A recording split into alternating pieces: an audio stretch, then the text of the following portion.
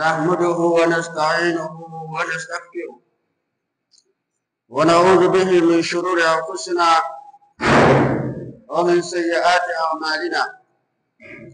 من يهده الله فلا مضل له ومن يضلل فلا هادي له.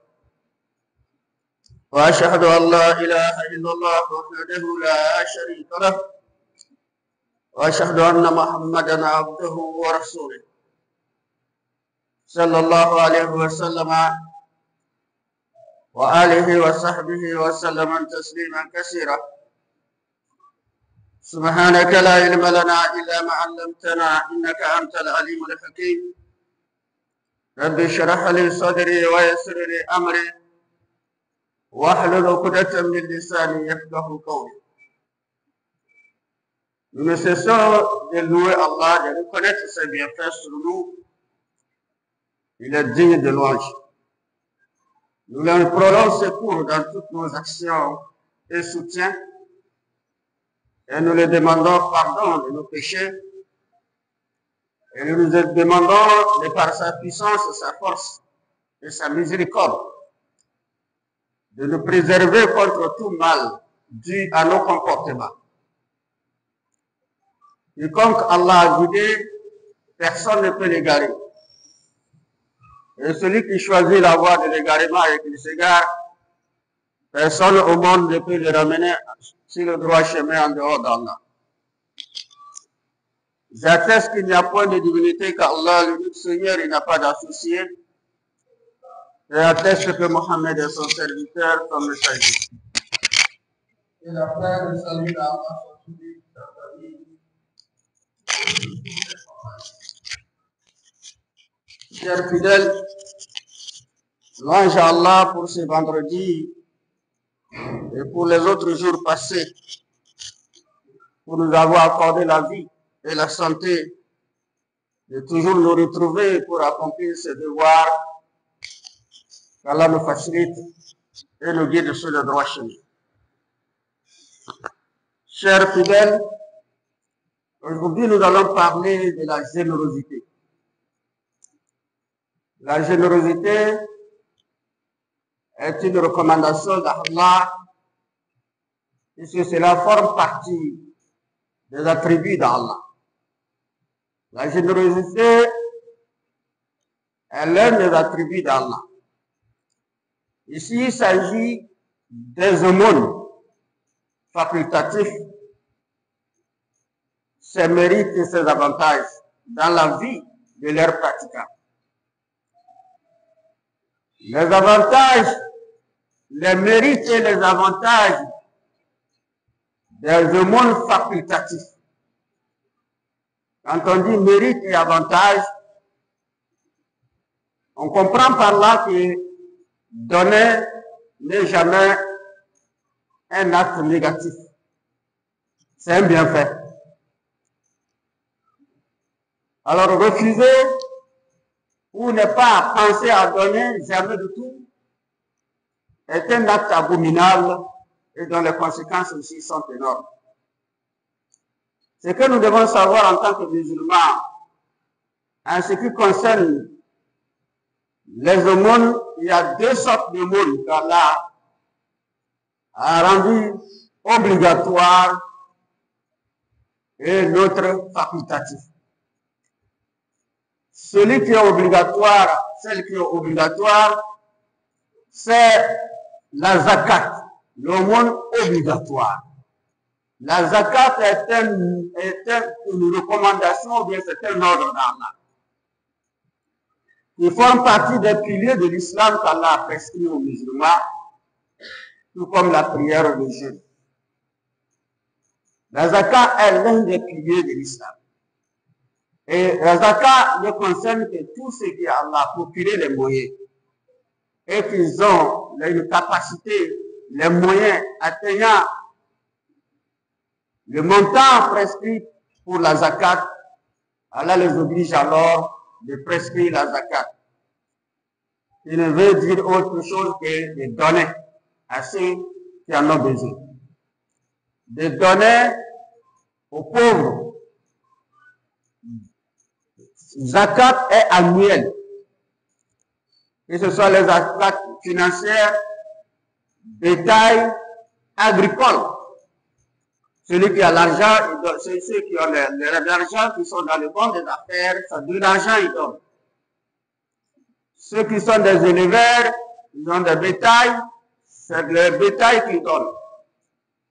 Ceux qui sont également des agriculteurs, des cultivateurs, après la récolte, c'est les produits alimentaires, les céréales qu'ils donnent.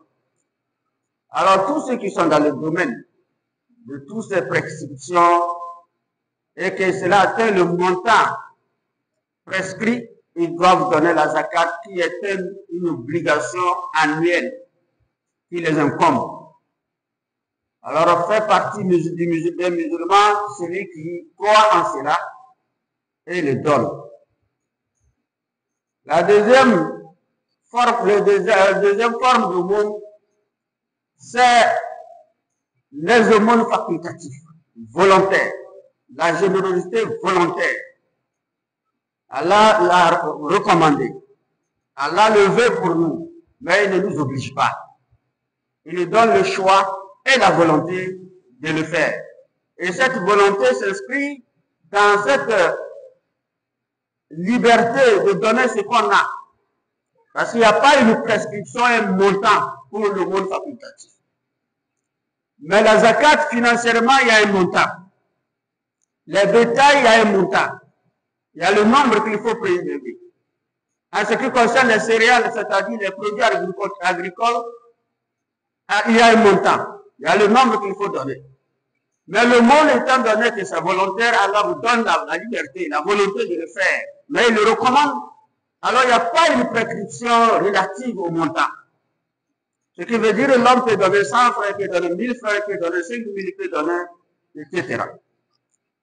Donc ce qui veut dire qu'en islam, le riche, il prescrit la zakat, et tout comme il a les moyens de le faire. Et c'est ainsi que, volontairement aussi, la même personne qui donne la zakat, il donne encore les aumônes. Volontaires. Alors le pauvre qui n'a pas atteint à ce niveau de prescription, de prélévation des zakat, lui il est limité à des aumônes, selon sa capacité.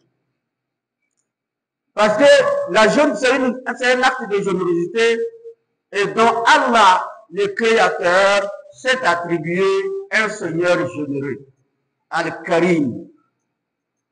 Allah nous affirme qu'il est généreux, c'est l'un des attributs d'Allah. Alors il recommande aux êtres humains, surtout les croyants, d'être généreux, de penser aux autres. Et pour tous ceux qui l'ont compris, et la vie, Allah a mis de l'équilibre. Il y a ceux qui l'ont octroyé les moyens qui se suffisent. Quels que soient les cas, ils sont au-dessus des autres en matière de moyens. Il y en a ceux qui ont des moyens précaires, qui se débrouillent, qui sont des nécessités. Il peut être dans les activités, il travaille, mais ça ne marche pas.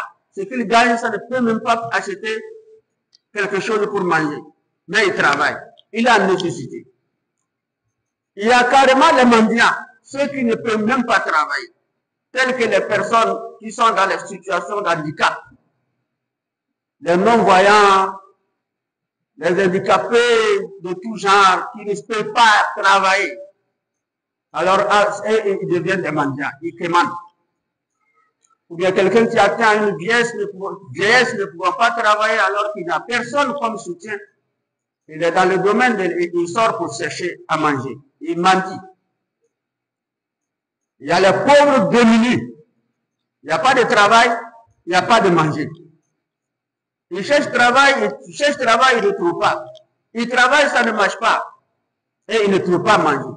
Ils sont des démunis. Donc, toutes ces catégories de personnes, qu'on soit ceux qui sont de la catégorie de ceux qui ont octroyé les moyens, qu'Allah a octroyé les moyens, ou ceux qui trouvent au moins quelque peu pour se suffire, etc.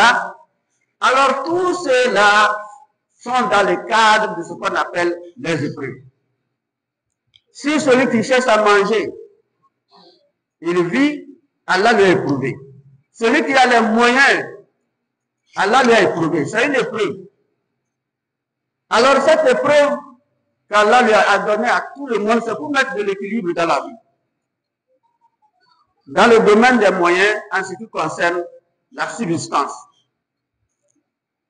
Sur le plan gestion d'une cité, d'une nation, alors dans ce cas aussi, Allah a donné à certains, il a fait de certains ceux qui vont diriger. Dans n'importe quel domaine, il y a ceux que Allah a choisi pour diriger. Bien que nous pensons que c'est nous qui les choisissons, mais il y a le choix d'Allah. Et Allah a fait qu'il y a les subalternes, ceux que eux là, ils dirigent.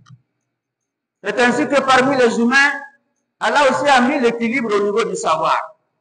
Il a fait que tout le monde, pour la plupart, les gens cherchent le savoir. Et d'autres ne cherchent pas le savoir. Alors que ce soit ceux qui cherchent, il y a ceux qui se surpassent le savoir. Il y a ceux qui vont encore plus loin que les autres. Donc Allah a donné le savoir. Dans leur recherche, dans leur volonté d'avancer, Allah leur donne le savoir. Parce que le savoir aussi c'est un don. On peut chercher, on cherche, mais ça ne marche pas. Mais lorsqu'on cherche, ça marche et on arrive à partager, à éduquer, c'est un don. Donc parmi les humains aussi, de leur effort dans le savoir, Allah les donne. Et ceux qui n'en cherchent pas, et ils sont là pour mériter l'éducation. Pour être ceux que les savants vont éduquer, sur tous les plans. Que ce soit sur le plan artificiel, les écoles que nous voyons, les enseignants, etc. Dieu les a donnés pour éduquer. Au niveau religieux, les prédicateurs, Dieu les a donnés aussi pour sensibiliser, pour éduquer. Ainsi de suite. Alors il faudra qu'il y ait cet équilibre pour que la vie de l'homme ne soit pas pénible. Si Allah devait mettre tout le monde en une étape d'égalité, le monde devait être très pénible, très difficile à vivre. Si tout le monde était riche, si tout le monde était savant, si tout le monde était pauvre, si tout le monde était dirigeant, qui va diriger qui? Les riches va envoyer qui? Qui va le conduire? Qui sera au service de son entreprise? Le savant va éduquer qui? Qui va éduquer l'autre? Mais Allah a mis l'équilibre. Dans cet équilibre, il faudra que ceux qui raisonnent comprennent. Et dans ceux qui raisonnent et comprennent cela, quand il fait jour, ils se réveillent avec l'apparition du soleil pour se mettre dans leurs activités. Au prime abord, ce qu'ils pensent, c'est le fait qu'Allah leur a encore donné le souffle de se réveiller. Parce qu'on peut dormir, ne pas se réveiller. Lorsqu'Allah les réveille, les remet de la vie, alors il remercie Dieu. Alhamdulillah, il dit louange à Allah avant même de sortir de leur maison. Avant de sortir de leur lit, il dit louange à Allah qui nous a encore donné la vie après nous avoir tués par ce sommet. Louange à Allah qui nous a redonné la vie après nous avoir tués par ce sommet. Et quand il sort, la première préoccupation, il sort, il est content parce qu'il va dans un travail, il a le travail tandis que les autres n'en ont pas. Il a quelque chose qu'il peut compter dans la journée tandis que personne des autres n'ont pas cet espoir. Il a cette préoccupation et cela le pousse à la compassion. Et maintenant, ce qui le préoccupe dans la journée, qu'est-ce que moi aussi je dois faire pour satisfaire l'autre? Et dans ce cas, il n'hésite pas, quel que soit le cas, le soleil ne tombera jamais sans qu'il ne mette la main dans la poche aussi pour donner quelque chose. Parce qu'Allah lui a donné, lui aussi de donner. C'est le sens de la générosité et de cet esprit présent dans ce domaine.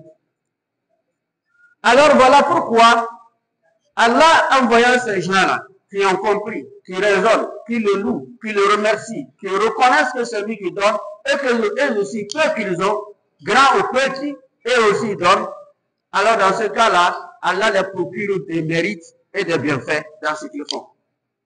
C'est dans ce cas qu'on parle des avantages, des aumônes facultatifs. Alors toute personne croyante sait que donner ne diminue rien, parce que le prophète l'a affirmé. Donner l'aumône ne diminue pas la richesse. Si nous croyons en ça, alors et qu'on donne, vraiment ça ne diminuera pas notre richesse. C'est comme pour dire, j'ai 500 seulement. Maintenant il va lever 100 francs. Et ça va me laisser 400. 400 peut me suffire dans la journée. Pourtant, si tu donnes les 100 francs, il se fait que par la volonté d'Allah, Allah le multiplie jusqu'au soir, tu auras 5 000. Sans te rendre compte que c'est ton 100 francs là qui t'a procuré les 5 000. Mais la plupart des gens ne savent pas. La première des choses, nous sommes des pécheurs. En ce qui concerne les avantages de monde, nous sommes des pécheurs. Il n'y a pas qui ne commet pas les péchés. Et nous avons tous l'ambition et les besoins. Et nous implorons Allah d'absoudre nos péchés, de nous pardonner nos péchés. Mais le prophète sallallahu alayhi wa sallam a affirmé que la meilleure des choses qui effacent les péchés, c'est les aumônes. La meilleure des choses qui effacent les péchés, c'est les aumônes. Et il a dit les aumônes brûlent. Les aumônes brûlent les péchés, tout comme les aumônes éteignent la flamme des péchés, tout comme de l'eau éteint la flamme du feu.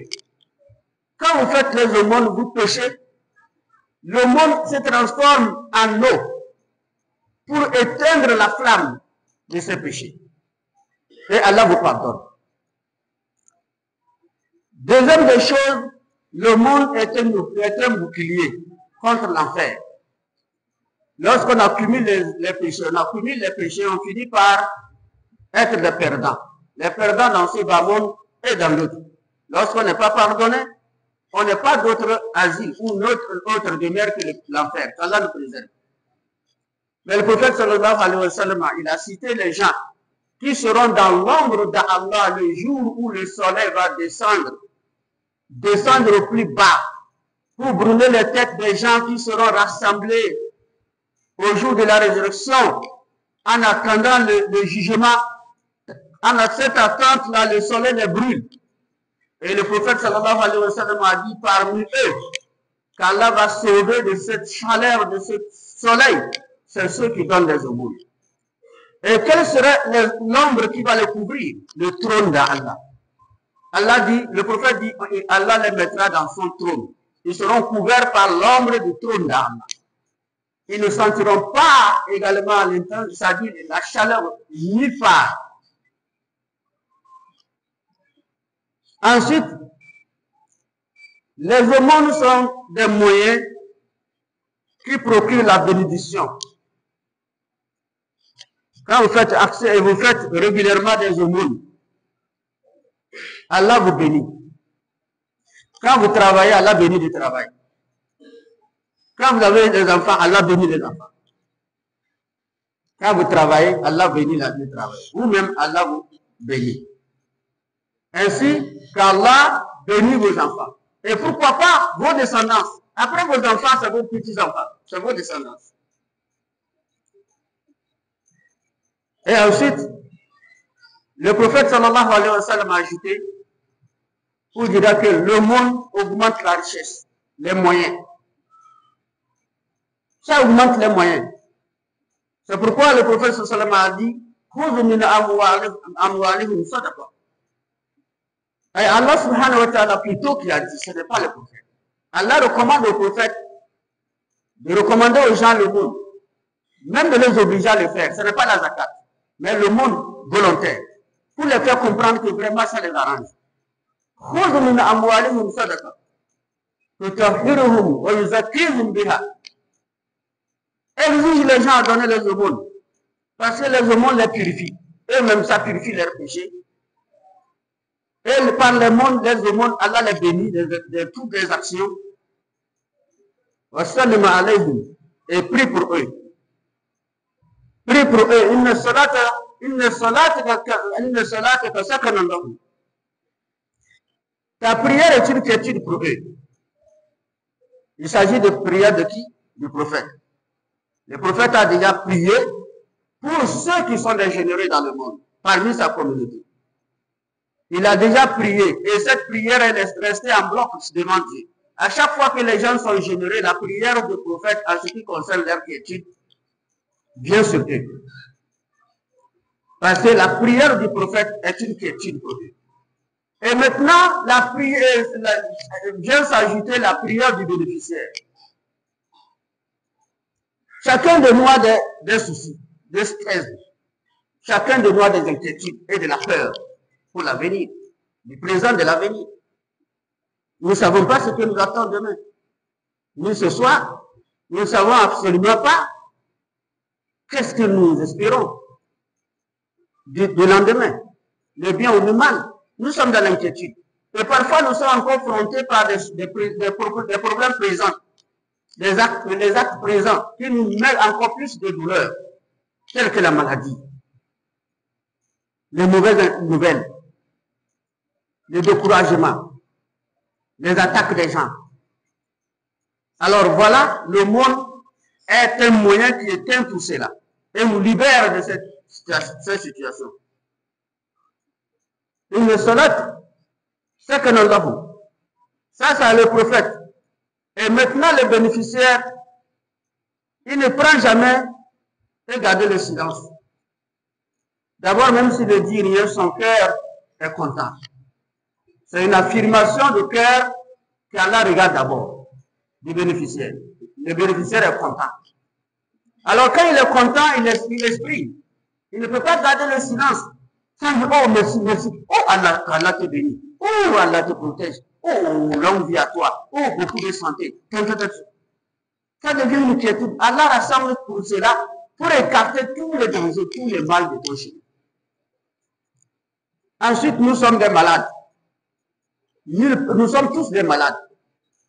Nous sommes des malades posés et nous sommes aussi des malades ambulants. Nous marchons, nous croyons que nous sommes en bonne santé. Nous ne sommes pas en bonne santé. Et d'autres malades, ça les a frappés. Visiblement, ils sont malades. Et le prophète sallallahu alayhi wa sallam a dit, aidez-vous et aidez vos malades à retrouver la santé en donnant les aumônes. Aidez-vous, aidez vos malades à retrouver la santé en donnant les aumônes. Le prophète nous a recommandé comme ça. Si vous êtes malade, vous allez à l'hôpital, ça ne va pas, sur le plan spirituel, ça ne va pas, vous courez, ça ne va pas. Faites un effort pour toujours avoir l'intention qu'Allah vous guérisse en donnant le mot. Si vous avez un malade, vous avez tourné partout, vous ne savez pas où mettre la tête, ça ne va pas, ça ne change pas. Donnez les aumônes avec l'intention, demandez à Allah qu'Allah fasse que ce que j'ai donné là, ce soit une santé pour mon frère, pour ma mère, pour mon père. Il va trouver le soulagement. Ça, le prophète l'a dit et c'est une promesse d'Allah. C'est pourquoi nous devons comprendre nulle part les aumônes ne sont visibles. Et le contraire des aumônes, c'est le refus qui est l'avarice. Et beaucoup de gens n'ont pas compris les avantages et les mérites. Ils peuvent être bénéficiaires et ils sont des avares. Parce que Allah nous dit d'abord quand vous donnez une personne, est-ce que Allah nous demande de passer par quelque chose pour l'envoyer l'argent, pour l'envoyer ce que nous avons? Non, c'est lui qui nous a donné. Mais il dit lorsque vous donnez à quelqu'un qui en a besoin, ou qui vous demande, et que vous le donnez avec l'intention que je donne au nom d'Allah. Fi sabilillah. C'est pourquoi souvent quand vous entendez fi sabilillah, rien d'autre que au nom d'Allah. On vous dit, donnez fi sabilillah pour un tel malade. Fi sabilillah, fi sabilillah. Lorsqu'on dit fi sabilillah, ça veut dire au nom d'Allah. Ce n'est pas au nom de celui qui demande, ni l'imam, ni celui qui vous demande au dehors, ici, sabilillah, il faut me donner quelque chose. Il vous demande au nom d'Allah. Et vous aussi, c'est dans cette intention que vous allez donner. Il donne au nom d'Allah. Son caractère ne me regarde pas. Son comportement ne me regarde pas. Qui il est, ce n'est pas mon problème. Ce qui m'intéresse, c'est que c'est un être humain ayant besoin d'aide. Et tu le donnes. Et quand tu le donnes au nom d'Allah, Allah dit là, ce don que tu as donné là, c'est un prêt que tu l'as prêté. Imagine Allah dit tu l'as prêté. Il dit, celui qui te donne, et il te dit encore, tu m'as prêté. C'est comme un entrepreneur qui paye les salaires. À la fin du mois, il dit il donne le salaire à son ouvrier. Il dit, viens. Il vient. Il dit, bon, ça c'est ton salaire, parce que tu as travaillé. Mais ceci là, prends cadeau. prends 100 000 cadeaux. Et il t'appelle encore, il dit, bon, dans 100 000 là, prête-moi 1000 francs. Vous comprenez ça? Il vous dit dans 100 000 qu'il était donné là, donne-moi 1000 francs. Et prête-moi. Il ne dit pas donner.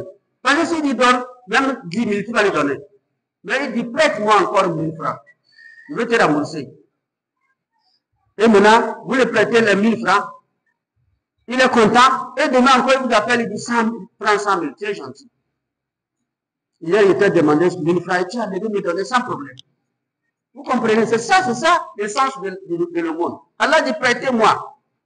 إن تقرضوا الله قرضا حسنا فيضاعفه له وله أجر كريم. Allah dit quiconque fait un prêt à Allah. Celui qui fait un bon prêt, il n'est pas dit seulement prêt, il dit un bon prêt. Ça veut dire avec un bon cœur et avec aussi l'intention de soulager la personne bénéficiaire. C'est un bon cœur. Et aussi par un bon prêt. Pas seulement ça, un bon prêt signifie ce qui peut soulager, ce qui peut aider l'homme, ce qui peut contenter l'homme. Ne prenons pas ce qui n'est pas important pour donner les gens. Ne prenons pas des choses qui fâchent les gens encore pour les donner, comme au monde. C'est pourquoi Allah dit quiconque fait Allah un prêt, un bon prêt, Allah va le multiplier. Vous voyez, votre 1000 francs devient 100 000. Allah va le multiplier. Nous, on parle de 100 000, ça c'est le domaine des autres humains. Allah ne donne pas 100 000, ça peut être plus que ça. Si vous protègez contre la maladie, vous donne la santé, ça dépasse 100 000. Si vous protégez votre famille contre des menaces, c'est 100 000. Si vous protégez contre un accident grave qui devait vous entraîner à être totalement handicapé de toute votre vie et vous protège, et vous sortez légèrement blessé, vous ne savez pas, c'est que c'est prescrit dans votre destin. Il est prescrit dans votre destin que dans votre vie, jusqu'à 50 à 40 ans, vous allez effectuer un voyage, vous allez faire un accident grave et paralysé. Et effectivement, à l'heure arrivée, vous êtes rentré dans le voyage. Au cours de route, vous avez fait accident. Mais vous ne savez pas que ce qui vous attendait, ce n'était pas cette blessure. C'était une paralysie. On devait vous couper les jambes ou bien les bras à cause des blessures. Là, vous êtes sorti légèrement blessé à cause des hormones. Hormones épargne l'homme de ça. C'est pas mieux que si on te donnait 200 000 ou bien 1 million même. Vous sortez légèrement blessé, on dit, ah, tu es blessé. Non, bon, c'est que c'est le vitre là qui m'a déchiré ici. Je suis allé en accoucher. Mais ce qui t'attendait, ce n'était pas ça. C'est pourquoi Allah dit qu'il va le multiplier. Il va le multiplier à un point que nous ne nous rendons pas compte, nous savons rien. Et vous aurez des récompenses généreuses. Wallahu ajrun karim. Et vous serez récompensé généreusement. Vous avez fait la générosité, Allah aussi fasse sa générosité à votre égard. C'est ce qu'Allah veut de nous des hommes. Mais aujourd'hui, c'est la pratique que les musulmans tentent à délaisser. Parce que nous sommes dans une vie moderne, une vie d'ambition, de projet, etc. Nous pensons que les 10 000 que nous allons donner à quelqu'un qui est malade pour se soigner, ça peut payer 2 paquets de ciment. Et puis on remet ça, on ne donne pas. Ça peut payer quelques fer à béton, et on ne donne pas. Et c'est cette maison qui serait pénible pour toi quand tu vas le vivre. Qu'Allah nous protège, il nous facilite la vie, il nous guide sur le droit chemin. اهدنا الصراط المستقيم صراط الذين انعمت عليهم غير المغضوب عليهم ولا الضالين امين. اقول قولي هذا استغفر الله لي ولكم ولسائر المسلمين من كل ذنب واستغفروه انه هو الغفور الرحيم.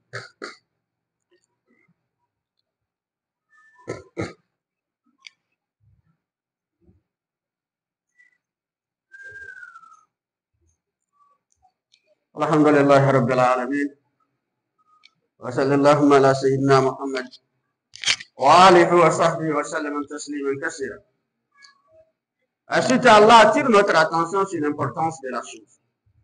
Ya ayyuhallazina amanu hal adullukum ala tijaratin tunjikum min azabin alim tu'minuna billahi wa rasulihi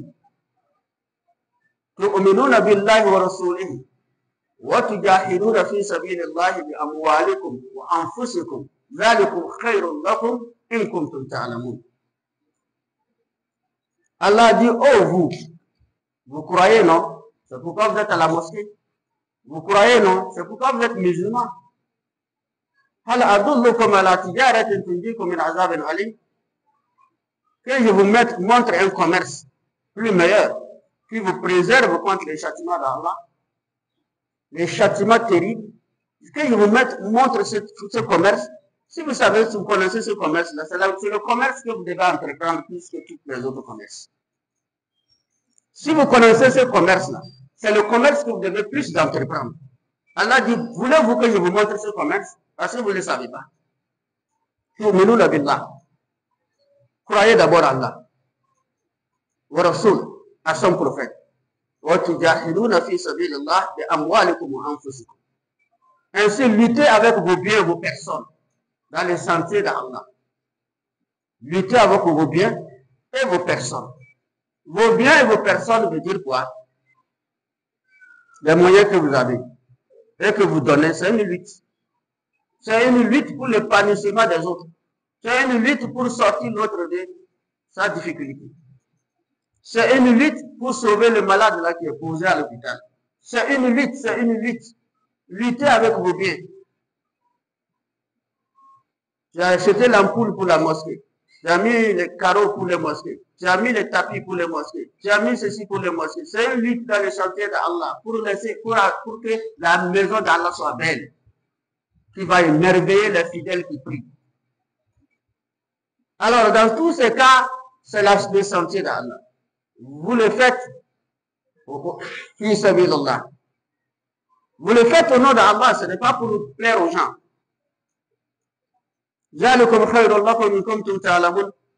Allah dit vraiment c'est ça qui est votre bien, si vous savez. C'est ce commerce qui est le plus bon commerce pour votre vie. Donnez. Quand vous demande, donnez. Quand vous ne demandez pas, donnez. Ne regardez pas ce que vous avez. Ne sous-estimez pas ce que vous avez. Même si vous avez 200 et que vous avez pensé, ah, s'il y avait 500, je devais donner au moins quelqu'un 200. Mais tu n'es pas donné. Mais tu as 200, tu as pensé. Le fait de penser, même tu n'as pas 500 pour donner, Allah te récompense comme si tu avais donné. Vous voyez la grâce d'Allah. Vous êtes assis, vous n'avez rien. Et vous dites, oh, Wallah, l'homme là, s'il y avait 1000 francs, il devait les donner. Combien il tourne là? Ces chaussures même sont bouffées. Oh, ces chaussures sont bouffées avec la chaleur là. Au moins 1000 francs, il va acheter chaussures et le reste, il va manger. Bon, vous n'avez pas donné. Vous avez pensé. Mais Allah va vous multiplier cela. C'est quoi vous avez donné. Allah dit, si vous saviez que penser même à donner, même si on ne donne pas, et donner quand on donne, cela va nous procurer, c'est plus bénéfique que nos marchés. Ce que nous gagnons dans nos marchés, dans nos travaux. C'est plus bénéfique. Et c'est ça encore qui est la porte ouverte pour notre chance dans nos travaux. Ça nous facilite, ça nous protège. Il y a les gens qui travaillent, ils sont des particuliers tels que artisans ou commerçants, etc. Ils n'ont que des mauvais clients. Chaque jour, gendarmerie, police. Il est venu prendre, il n'a pas payé. Ce n'est pas un mauvais client. Chaque jour, lui, il est gendarmerie, police. Et on va dire qu'Allah est mauvais. On va dire que tel est mauvais. Lui, il ne fait que comme. Il n'a pas de choix. On est en train de finir mes marchandises, on ne paye pas. J'appelle celui-ci, il coupe, j'appelle celui-ci, il est tantôt ici, quand il vient encore, tantôt il coupe son portable. Il va faire comment? Je le convoque chez les grands pour qu'il regarde dans la situation. Il quitte, il promet, il part, il me feinte.